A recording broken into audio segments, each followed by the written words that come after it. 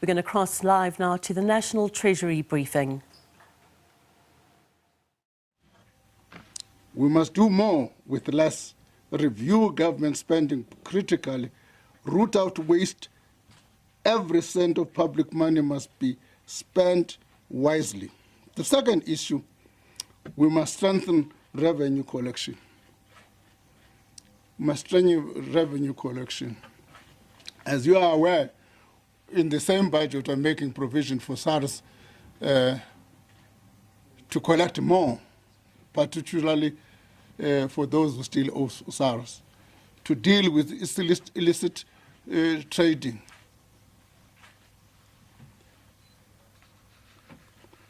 The third area, we must lay strong foundations for economic growth. Job creation is the #1 priority. We must remove barriers to investment, unlock private sector capital, and expand opportunities for all South Africans. Through initiatives like Operation Vulindlela, which I assume you all know it by now, we have already seen what focused collaboration can achieve, and will now accelerate these reforms. The challenges ahead are serious but not insurmountable. If we work together, stay focused, and persevere, we can chart a better course for our economy and our people. That is my commitment to South Africans, and that is what we aim to achieve when we table the new budget on the 21st of May, 2025. The statement before you, which I hope it has been circulated, outlines the various technical processes we will undertake in the period leading to the 21st of May, and we're here to take any further questions you may have on this particular matter. The DG has instructed me to tell you that between now and the 21st, I won't talk to you. It's a closed period. However much I would have liked to talk to you, that's an instruction from the DG. He normally gives us that instruction. He knows politicians like to waffle now and again, unfortunately. This is my last appearance until the 21st. Thank you very much. For today, utilize the opportunity and ask me as you can. Thank you. Thank you, Minister. I You didn't offer him? No, thanks. It tells me to stick. Thank you, Minister. Thank you, colleagues. I'll now take this opportunity to take questions. If you can identify yourself in the media house that you are coming from. I have identified #1, #2, and #3. In that order, thanks. From ENCA. Minister, there have been mounting calls for you to resign. What do you have to say about that? Will you be resigning? Thanks. Thanks. Can I get #2? Minister, in the previous version of the budget, there were several measures to cushion the poor in the light of the VAT increase. Does the scrapping of the VAT increase negate the need to give protection to the same extent? In other words, will there be a scaling down of those? Can you raise your voice a bit? Sorry? I'm asking, with the scrapping of the VAT increase, will there be a scaling down in the protection measures that were built into the previous version of the budget to protect in the light of the VAT increase? Thanks. #3.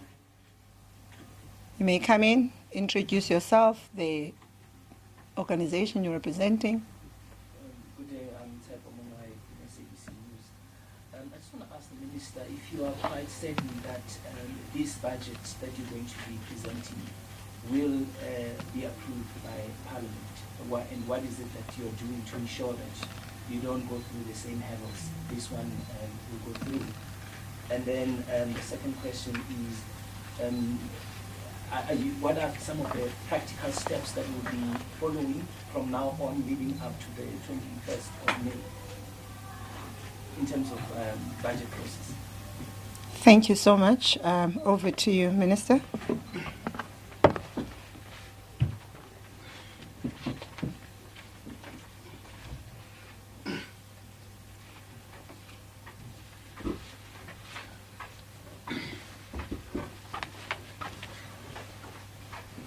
You had projected when I knew this question is going to arise.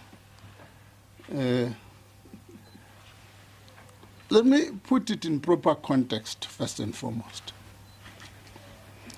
First and foremost, and put it in proper context. We are we're dealing with uncharted terrain. As you are aware, we used to have a budget with the dominating party being the ANC. And one was prepare the budget, you show it, go to Parliament, and the ANC will pass the budget. Now, we are in a coalition government.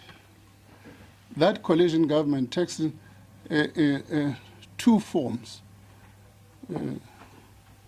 One, there's a GNU in cabinet, but in Parliament, there's a number of political parties. Therefore, when you table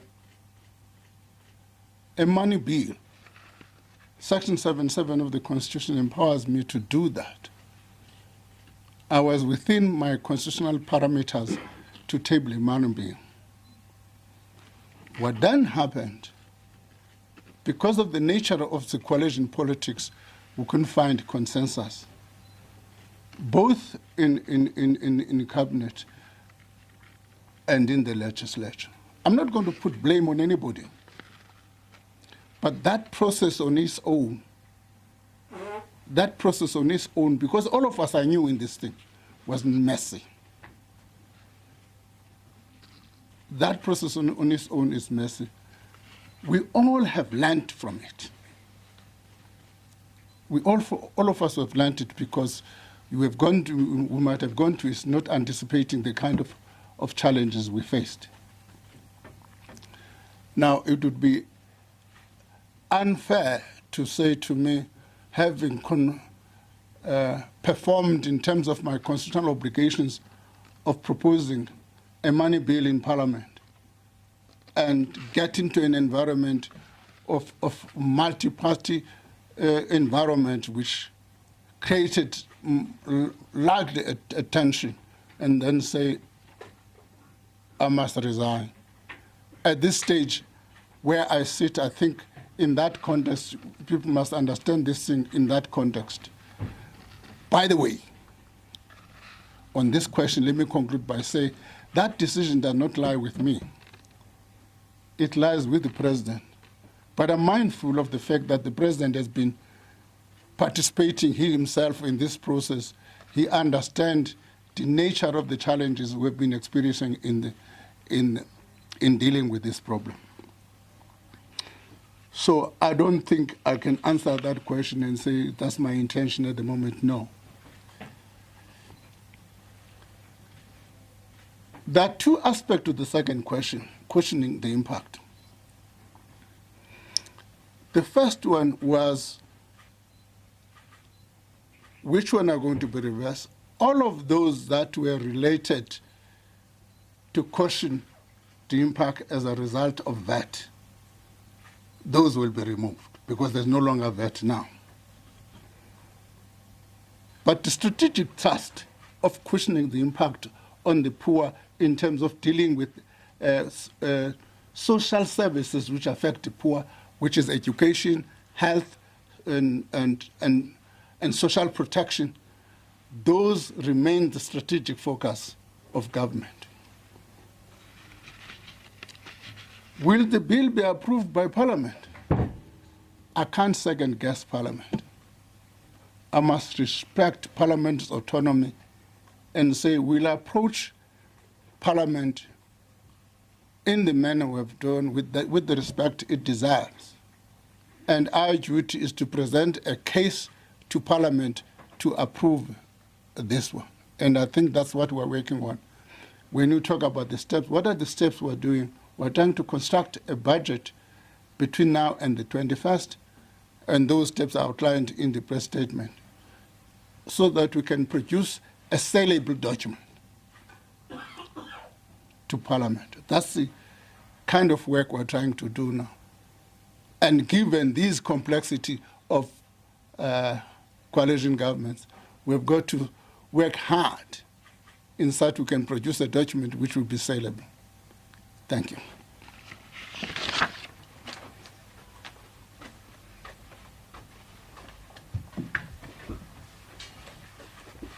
Thank you, Minister. Can I take the second round of questions? I have number 1, number 2, and number 3. Over to you, Hillary.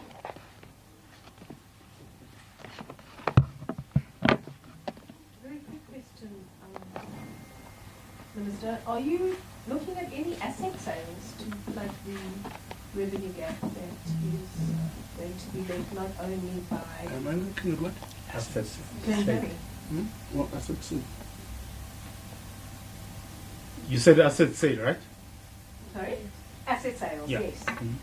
Is there any consideration of asset sales to plug the gap which will be left by the withdrawal of the VAT increases, but also potentially by lower economic growth? Thanks.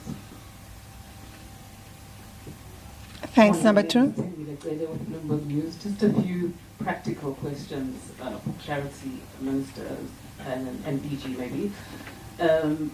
The money bill is no longer in play. It has been scrapped now because we are starting with the budget entirely from scratch.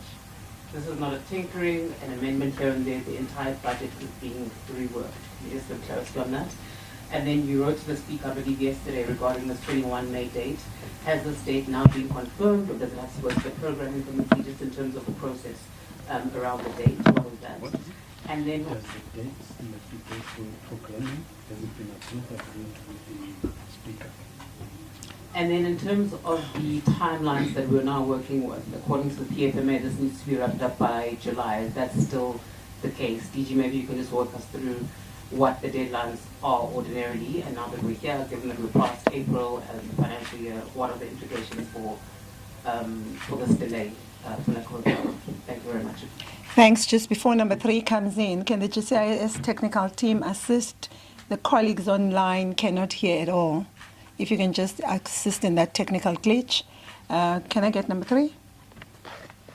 Thank you. It's Katel Sohoto from Kaya 959. Minister, how does the reversal of the VAT, perhaps, the reversal of the VAT hike affect Treasury's credibility with investors and ratings agencies, especially perhaps after the budget was tabled with that revenue measure as a key pillar? Thanks. What I will do before I come back on here, Minister is going to respond in the DG, and then I'm going to take online questions, and then we'll do the last round. Okay? All right. Over to you, Minister. You want to take with the July deadline? Yeah. Will we still pay people?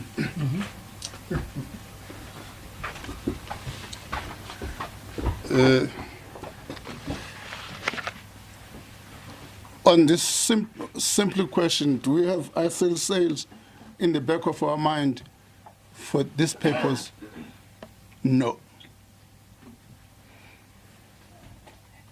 Could there be asset sales?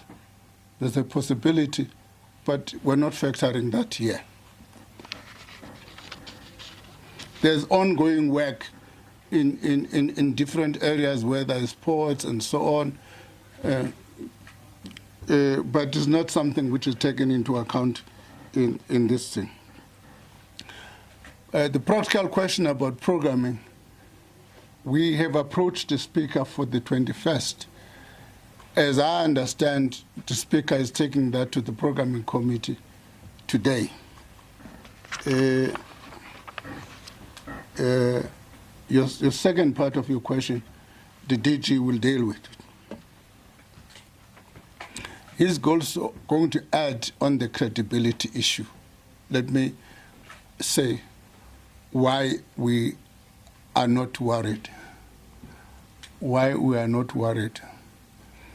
Really, the credibility issue is not going to be the reversal of VAT. The credibility issue is going to arise of the final product, the final budget that's adopted.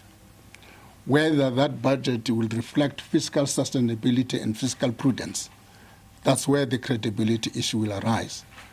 Mind you, all these rating agencies and investor community are used to a chaos of coalition governments, particularly in the advanced economies.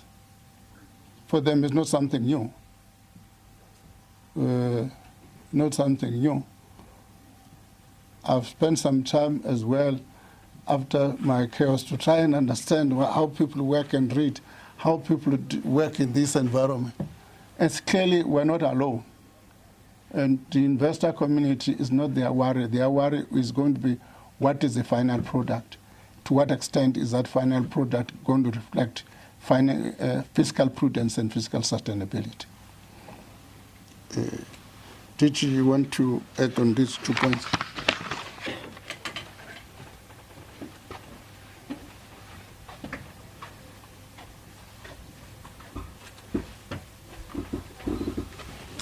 Thank you, Minister. Good morning, good afternoon, everyone. On those 2 questions, in terms of the timelines, I believe the question was, it's actually not the PFMA, it's the Money Bills and Related Matters Act, Section 10, subsection 7, that introduces a requirement for the appropriation bill to be passed within the first 4 months of the start of the new financial year.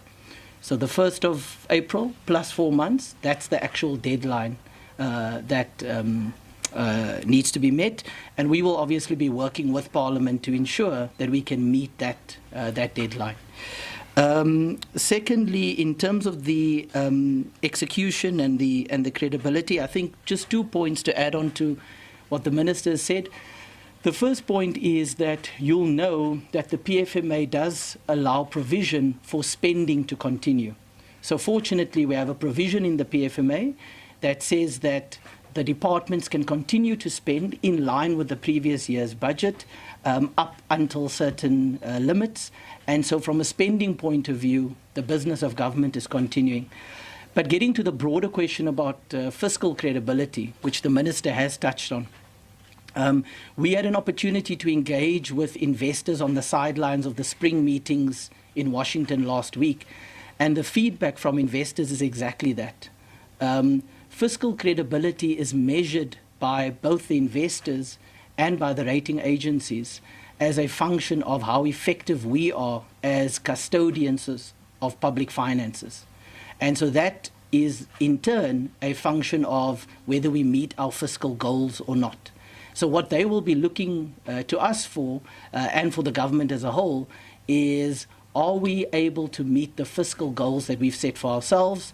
And those we have outlined over the last few years, and we have consistently met those. And they are, amongst others, a growing primary surplus, where revenue exceeds non-interest expenditure, a debt-to-GDP ratio that is going to peak in 25-26, as well as shifting the composition of spending towards infrastructure and other growth-enhancing types of spending.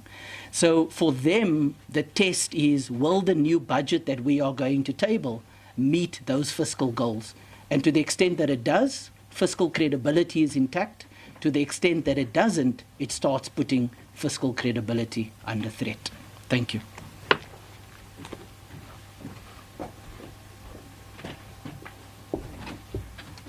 Thank you, DG. I'm now going to be taking questions online, and then I'll come back here. We've got an online question from Carol Payton from News 24. Minister, doctors and other health workers in Gauteng and KZN were not paid at the end of April. Is this the fiscal crisis that you sought to avoid materializing? The second question comes from Business Day, Linda Enso. What potential areas has Treasury identified for possible savings? And did any of these emerge from discussions with political parties? If so, which ones? And the last question is from Full View from Lihlo Nono. Can the Minister clarify if there was out-of-court settlement with the DA over the VAT hike? Also, is it true that 2.4 million was wasted on service providers for the postponement of the budget? Lastly, it's a comment. Treasury needs to reassess and rethink budgeting processes by instituting a consultative and transparent approach that incorporates enhanced governance as well as stakeholder engagement. And the last question is from Sophie Mokwena from the SABC. The budget allocation can lead to governments collapsing where there is power sharing. We saw that in Germany. Now that you have the first experience in relation to the challenges of the budget in the GNU, how are you going to handle the MTF in future? And are you looking to presenting new proposal on the budget process, looking at the international trends? So those are all the online questions. I get 2.4. You provide us it. You got DG. Now I don't run it operation. Minister and Guzlo. I don't run operations. I cannot, at this stage, answering Carol's question. I'm not familiar. I'm not aware that the doctors that have not been paid. It would be strange. 1 month in the financial year, people have run out of cash. They can't pay doctors. They can't pay anything. I find it difficult to answer that. I don't think it's a reflection of any financial crisis of some sort, because if there were any problems, they would reflect down the line in a couple of months in the financial year, not in the first month of the financial year. I don't know whether you are aware of that. The potential savings, no, it's too early to tell you that. What am I going to say on the 21st? I must have something I can brag about on the 21st. I can't tell you now. On the 21st, I've got to say, we have money to save this, to save this. If there are any savings, I don't know. We can't say that now. That's the reason the DG doesn't want me to speak to newspaper. The out-of-court settlement, let me just outline a bit. The DA went to court to apply for 3 things. The first application was that the proceedings of the Portfolio Committee of Finance on the fiscal framework be declared invalid. The second application was to declare Section 7, subsection 4 of the VAT Act constitutionally invalid. The third was, pending the declaration of Section 7.4 as invalid in terms of the Constitution, I be interdicted from implementing the 5%. Now, it's quite important to trace this history of the earlier application by the DA. And then they were joined by EFF. We then announced on the 24th, when Washington, so there was a time difference. So when it reached South Africa, it was 12 midnight. We announced a reversal of that. Immediately, the DA filed a supplemental affidavit. In the supplemental affidavit, they say new developments have taken place. The minister has reversed VAT. But as the day, we believe that reversal won't be effective before the 1st of May because the rates bill will not be passed. Okay? So we filed a responding affidavit to that, which said, insofar as they touched on the constitutionality of VAT, we still dispute that.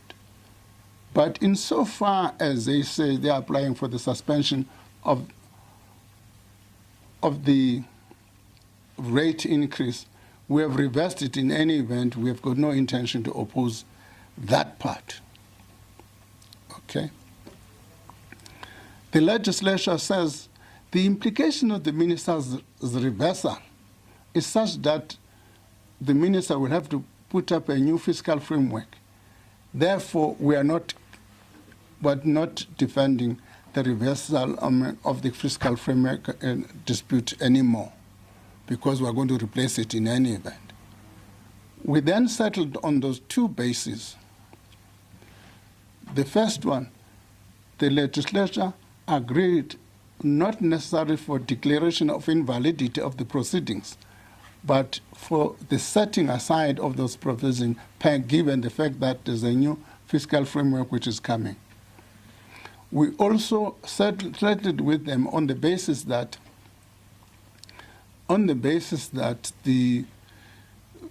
we were not opposing their application for the suspension of the rate, because in any event we have agreed to reverse it. On 2.4, I don't even know the amount, to be honest. The DG is an accounting officer. He may know that I can't even burden the deputy ministers. The closest to that may be Deputy Minister Sarupen, because he is in charge of corporate services. But I'm not putting you on the block. So DG will deal with that question. Consultation. I said we have learned some lessons. I think all of us.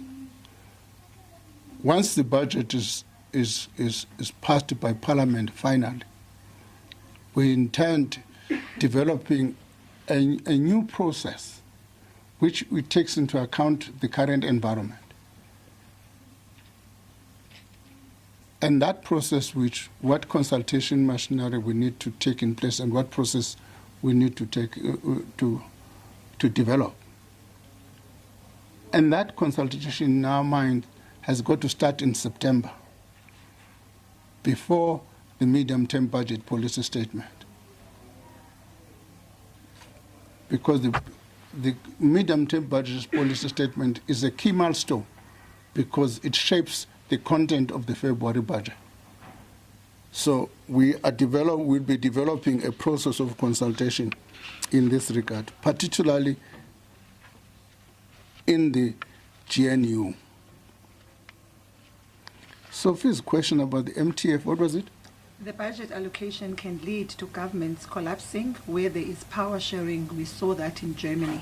Now that you have the first experience in relation to the challenges of budget within the GNU, how are you going to handle the MTF in future? And are you looking to presenting new proposals on the budget process, looking at international trends? Yes, that's precisely the point I'm saying. We have now agreed that we need to find a new process of consultation which must start latest September, so that by the time we table the medium-term budget policy statement, there's broadly an agreed approach on the budget over the medium term. So we're discussing the details of that is something we will announce at the appropriate time. Thank you. We can remain the minister. This is the last one. Is the minister considering canning the tariffs increase to possibly unlock funds. That's from MoneyWeb. TERS. Doing what? Are you planning to cancel Which tariff? the TERS? I think Oh, they're talking about the UIF, The UIF TERS program. oh, oh, the You UF. are the Oh, TERS program. no. Okay, no. The TERS is governed by a different minister under a different legislation. There's a process which is looking at what is called active labor market processes in government. And that process is led by a cabinet committee led by Minister Math. We are looking at how to integrate all of these labor market policies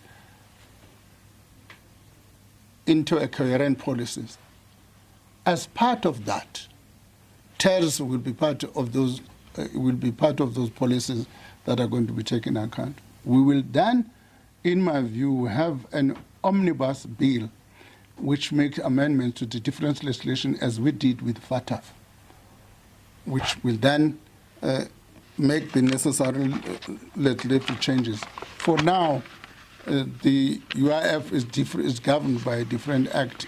We can't simply change it like other colleagues were saying. But to replace that, take the UIFs and take the skills, or take all of these things. It's nice to have. They sit with good money. But they are governed by a different legislation. For me to take money from those things, they need to be a change in legislation. We can't simply grab them.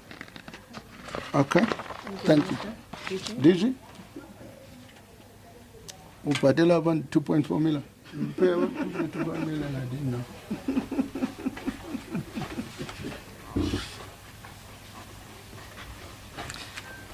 Thank you, Minister. So, in terms of the other questions, just in terms of the cost of the department, the costs that are incurred in terms of the budget process are mainly related to things like travel, accommodation, printing, advertising, and so on.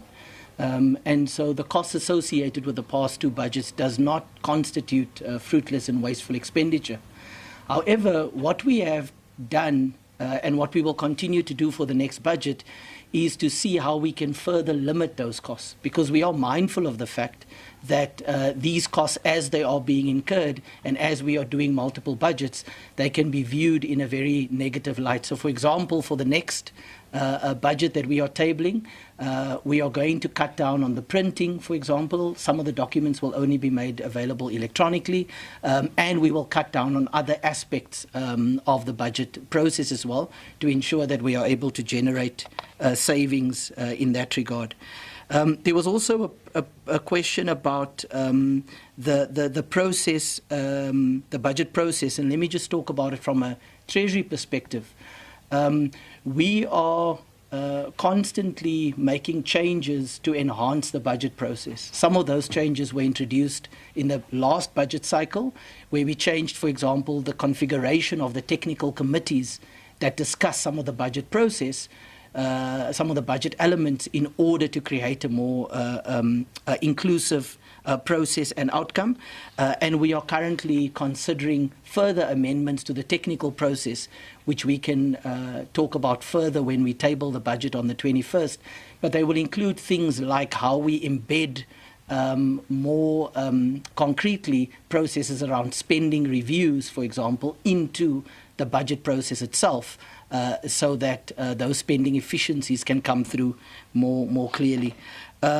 Just to add on the question of doctors in KZN, that question is probably better directed at the provincial treasury over there. But from our perspective, we are not aware of payments that are not being made. And two, as I indicated earlier, Section 29 of the PFMA actually allows spending to continue to take place by departments, even in the absence of an appropriation bill. So from our perspective, the fact that we do not yet have an appropriation bill that's been passed should not affect the ability of that particular province or any other province to meet its obligations in terms of compensation of employees' spending. Thank you. Thank you, DG.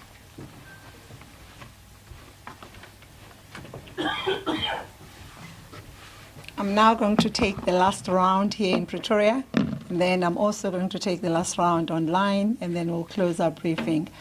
I have identified only 3 hands. Is it really 3?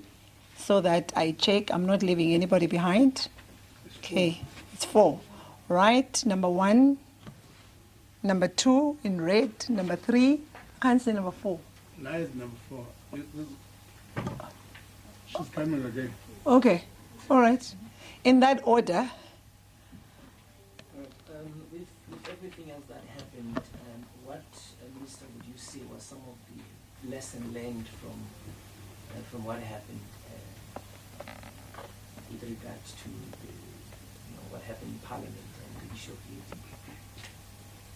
Thank you. Number 2. Good afternoon, Kopani Gundi from Reuters.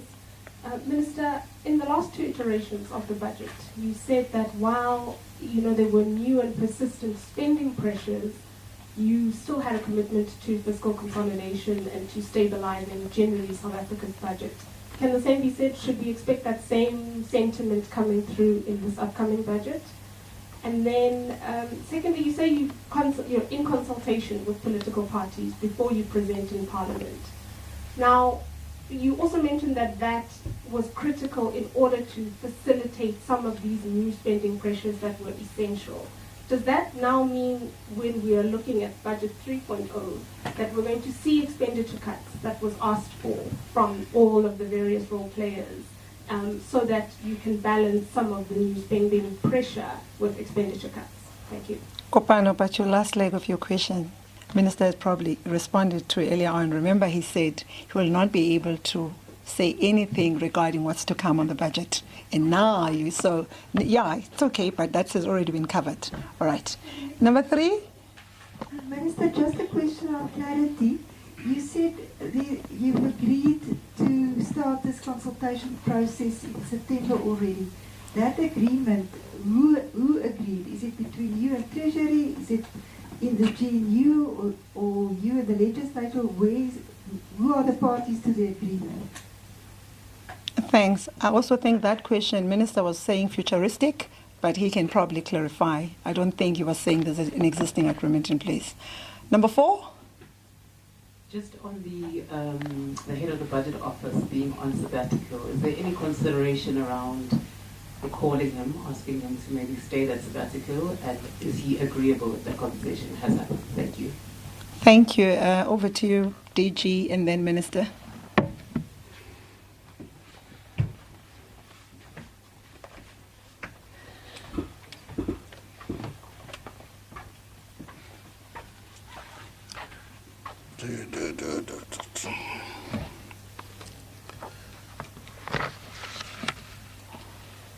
Are there any lessons learned? The first one is that we're in a coalition government. We've got to do things different. And therefore, a budget is an important political tool. It's going to be required, it's going to be important that we maximize kind of unity around a budget as a political tool. That's the lesson, which means we'll try and find as early as possible to craft an agreement with a number of political parties. Yes, I said the VAT was occasions, but the requirement to find new spending priorities. Let me take a step back. In October, when we tabled the medium-term budget policy statement, we kind of signal what the budget is going to be in February, and give concrete meaning to that by giving allocations to the department in December, which is called the baseline allocations. So that kind of budget is intact with the departments. They've got their baseline allocations. DG's committee of technical, which include the DG in the President, by the way. That committee assesses submission by departments. It's a technical committee, no political agendas, nothing. What they then say, okay, you've got your baseline, fine. But here are the other priorities that are emerging from the discussions with departments. Huge amount. They said over the MTF, those priorities amount to about 112 billion rand. So what we're trying to attend with the VAT is to how do we make sure that we can attend to these priorities in education, health, and so on, particularly this issue of doctors, unemployed doctors. Health alone, we made the point that they've lost about 9,000 workers in the last financial year. And there's no money to replace that. Health alone have accumulated accruals. In other words, they've not been paying people for over the past few years on goods and services. Surely then we need to kind of bring that kind of thing to an end. And those are actually health centers that support the poor people of this country. So we're trying to deal with this issue. In the light of these changes, in the statement we issued on the 24th, we make one general comment, and that comment is there will be a need for adjustments. Now, when we talk about adjustments on what, mind you, this amount is an increase over the baseline. That point must be taken into account. What we're making an adjustment on the additional increase. The baselines of department will remain. We're not talking about cuts for now. I don't know, as we look at the numbers, what that picture will look like. But we're saying there will be a need for an adjustment on these increases because it seems if that which was intended to pay for these increases is not available. Now, I can't answer that question directed to Cleo is saying it's a matter of what the DG doesn't want me to talk about. The agreement, no, is an internal process, internal in Treasury. We've agreed. It's a lesson we said. In the light of what we have learned, we need to find a way, agreed amongst ourselves. We need to find a way, how do we craft a proposal, make sure that we can mobilize support for the budget beforehand. And that's going to require, therefore, we have agreement with others, but that's a strategy agreed amongst ourselves. To recall, the head of the budget office, I doubt if Edgar will agree to that. Because Edgar made a decision long time ago, even before the elections. Even before the elections, he firmed up his mind.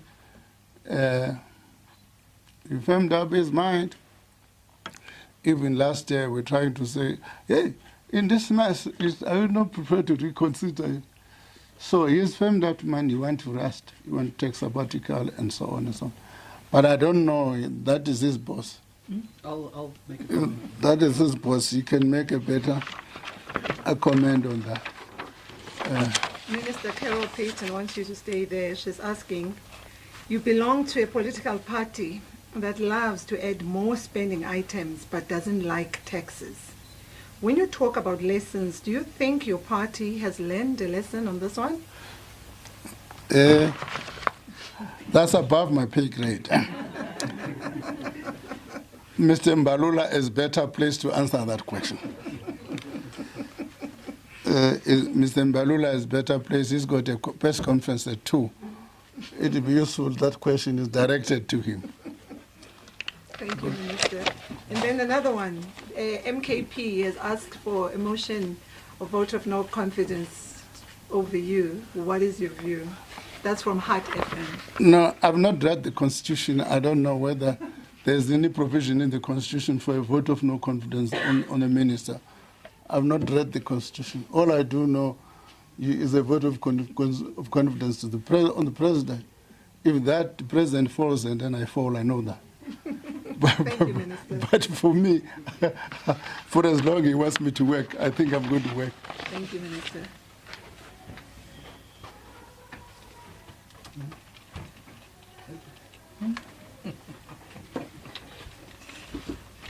Thank you. Let me just add a few remarks on the issue of the head of the budget office. So let me answer this in two ways. The first is to say that Treasury officials going on sabbatical is in fact a good thing. It happens regularly, and it's very important. It's a very important part of the culture of our institution, which is that people are given an opportunity to spend time outside of the institution and then come back in with renewed energy and vigor and ideas and make a better contribution.